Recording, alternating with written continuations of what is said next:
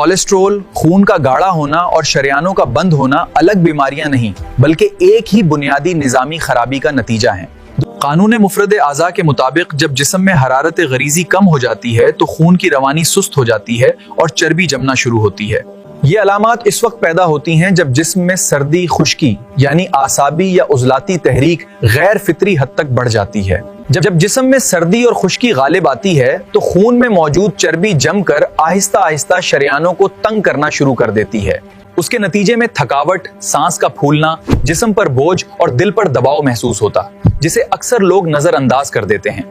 इसका असल इलाज ये है कि जिस्म में गुदी तहरीक पैदा की जाए ताकि हरारत बढ़े और जमी हुई चर्बी पिघलकर खारिज हो सके। सबसे पहला कदम यह है कि ठंडी, बासी और तेजाबी गजाएं फौरी तौर पर बंद करें, क्योंकि यही खून को मजीद गाढ़ा और निजाम को कमजोर बनाती हैं। अपनी गजा में देसी अंडे की सफेदी और अदरक, लहसुन और गर्म तासीर वाली सब्जियां शामिल करें जो जिस्म की कुदरती हरारत को बहाल करती हैं।